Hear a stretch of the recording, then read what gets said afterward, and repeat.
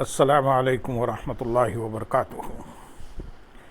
الحمد للہ رب العالمین والصلاة والسلام علی سید المرسلین، اما بعد فاعوذ باللہ من الشیطان الرجیم، بسم اللہ الرحمن الرحیم۔ برادران عزیز و معزز خواتین، آج کی اس نشست میں سورۃ الحج کی آیت نمبر 14 سے آیت نمبر 17 تک تمام آیات کا ترجمہ و تفسیر پیش کرنے کی سعادت حاصل کی جائے گی۔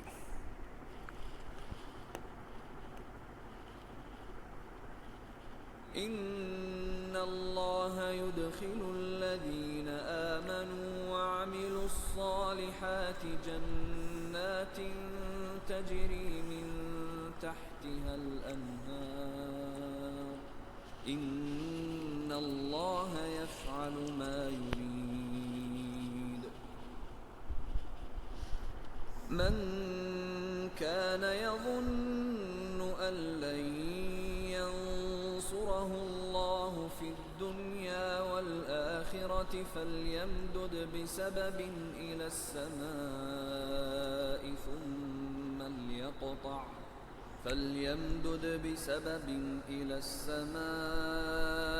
ثم ليقطع فلينظر هل يذهبن كيده ما يغيظ۔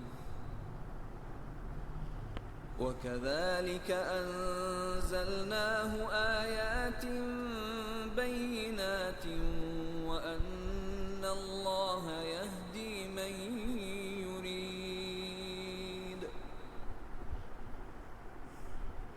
إن الذين آمنوا والذين هادوا والصابئين والنصارى والمجوس والذين أشركوا إن الله يفصل بينهم يوم القيامة إن الله على كل شيء شهيد۔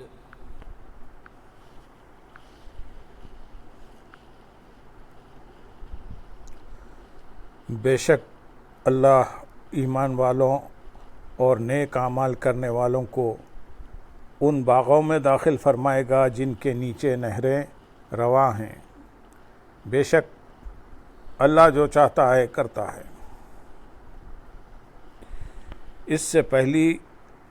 آیات میں ایمان اور اسلام کے متعلق شکوک و شبہات رکھنے والوں کا اور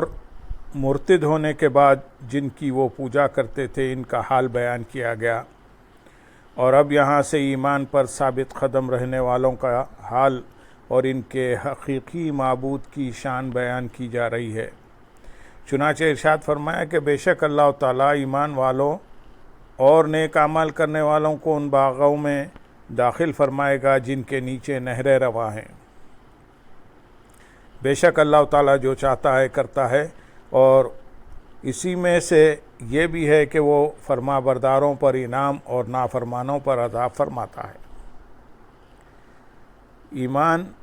جنت میں داخلے کا سبب ہے اور نیک اعمال وہاں کی نعمتوں اور درجات میں اضافے کا باعث ہے۔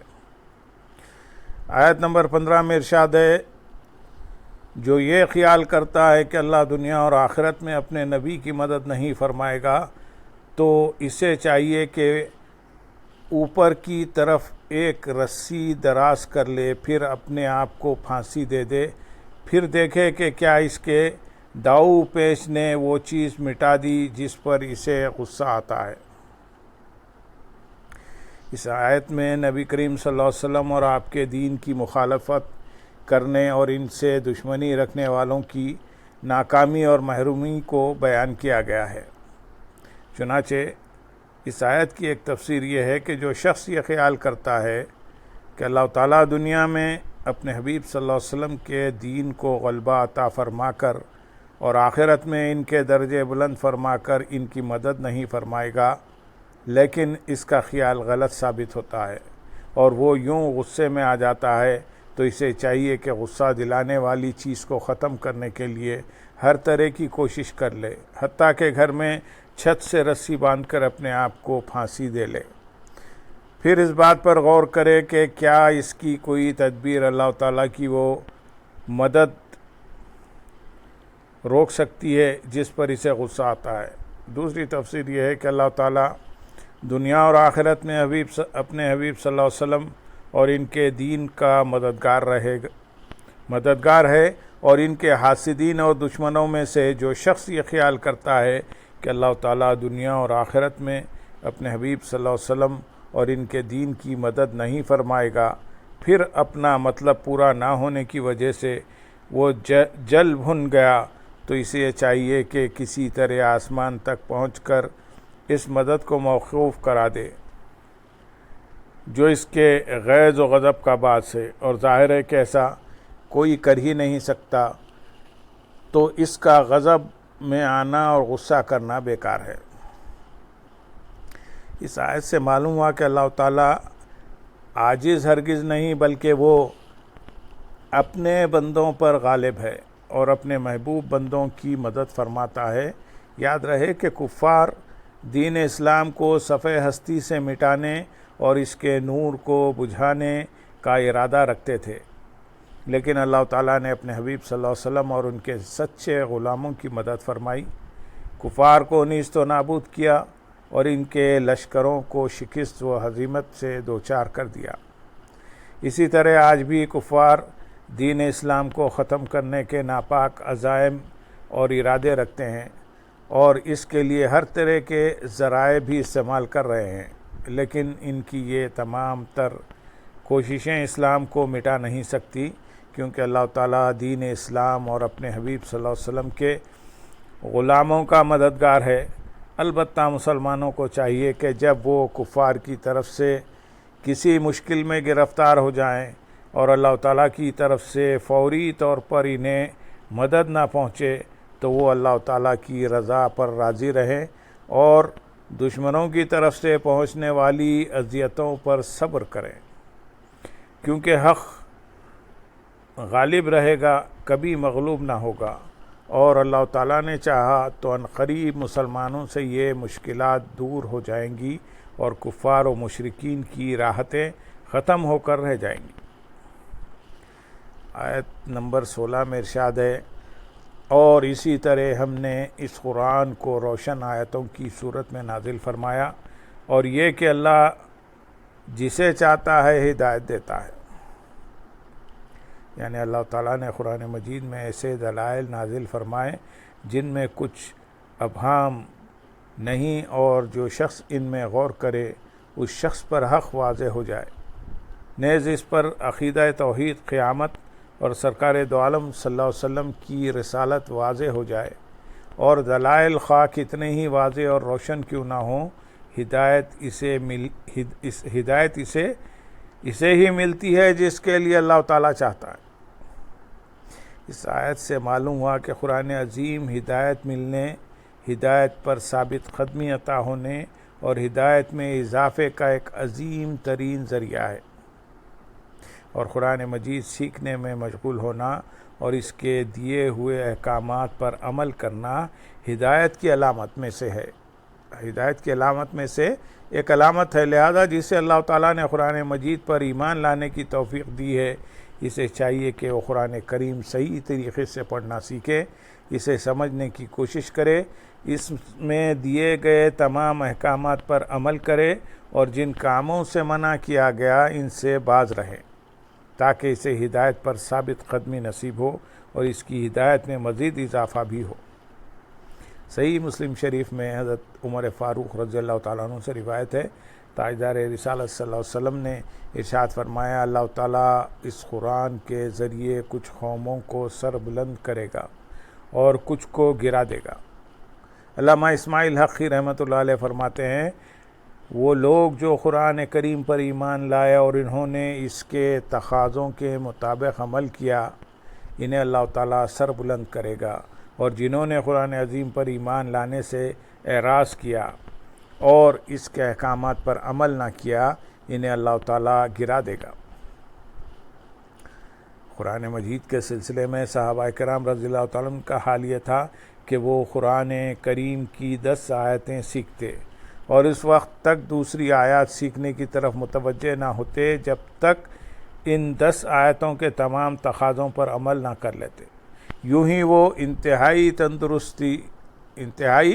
تنگ دستی کے باوجود قرآن عظیم سنانے اور اس کی آیات میں غور و فکر کرنے میں مصروف رہا کرتے تھے۔ چنانچہ حضرت ابو سعید خدری رضی اللہ تعالیٰ عنہ فرماتے ہیں، میں غریب مہاجرین کی ایک جماعت میں جا بیٹھا جو نیم برہنہ ہونے کے باعث ایک دوسرے سے بمشکل اپنا ستر چھپاتے تھے۔ ہم میں ایک قاری صاحب قرآن مجید پڑھ رہے تھے کہ حضور پرنور صلی اللہ علیہ وسلم تشریف لے آئے۔ جب رسول کریم صلی اللہ علیہ وسلم ہمارے پاس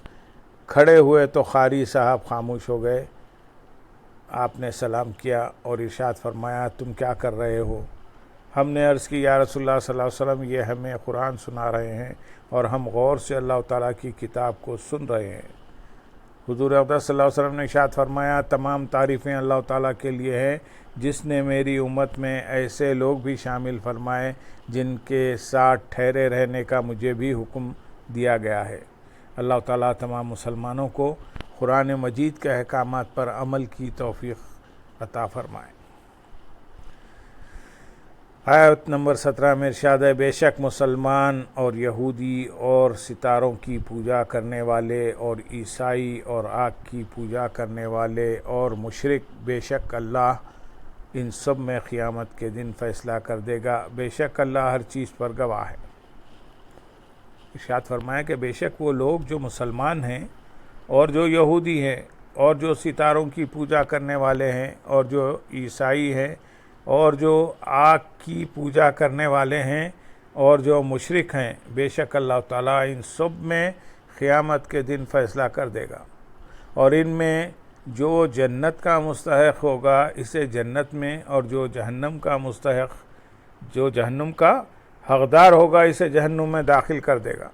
بے شک ہر چیز اللہ تعالیٰ کے سامنے ہے، لہٰذا اس فیصلے میں کسی کے ساتھ کوئی ظلم نہ ہوگا۔ اس آیت سے 2 باتیں معلوم ہوئی۔ ایک، آج اگرچہ ہر شخص اپنے آپ کو حق اور ہدایت کا پیروکار کہتا ہے، مگر اس کا عملی فیصلہ قیامت کے دن ہوگا، جب اہل حق کو عزت و احترام کے ساتھ جنت میں بھیجا جائے گا اور اہل باطل کو ذلت و خواری کے ساتھ اوندھے منہ دوزخ میں ڈال دیا جائے گا۔ لیکن یہاں یاد رہے کہ دین اسلام ہی حق ہے اور اسے ماننے والا حق پر ہے، اور تمام انبیاء اکرام علیہ السلام کا دین اسلام ہی تھا، لیکن اب دین اسلام سے وہ دین مراد ہے جو حضور پرنور صلی اللہ علیہ وسلم لے کر آئے ہیں۔ لہٰذا اب آپ کے دین کے علاوہ اور کوئی دین اللہ تعالیٰ کی بارگاہ میں معتبر نہیں۔ چنانچہ اللہ تعالیٰ ارشاد فرماتے ہیں سورۃ آل عمران آیت نمبر 19 میں، ان الدین عند اللہ الاسلام، بے شک اللہ کے نزدیک دین صرف اسلام ہے۔ اور ارشاد فرمایا سورۃ آل عمران آیت نمبر 85 میں، اور جو کوئی اسلام کے علاوہ کوئی اور دین چاہے گا تو وہ اس سے ہرگز قبول نہ کیا جائے گا اور وہ آخرت میں نقصان اٹھانے والوں میں سے ہوگا۔ اس آیت میں ہر ایک کے لیے بہت وعید ہے، لہذا ہر عقل مند انسان کو چاہیے کہ وہ فیصلے اور قضاء کے دن کو یاد رکھے اور وہ اعمال کرنے کی بھرپور کوشش کرے جن سے اللہ تعالیٰ کی رضا حاصل ہوتی ہے، تاکہ قیامت کے دن اللہ تعالیٰ اس پر رحم فرمائے اور اپنے فضل و رحمت سے اس کے حق میں اچھا فیصلہ فرمائے اور اسے جہنم کے دردناک عذاب سے بچا کر جنت کی ہمیشہ رہنے والی عالی شان نعمتیں عطا فرمائے۔ اللہم صلی علی سیدنا محمد وعلی آل سیدنا محمد وبارک وسلم، وآخر دعوانا ان الحمدللہ رب العالمین۔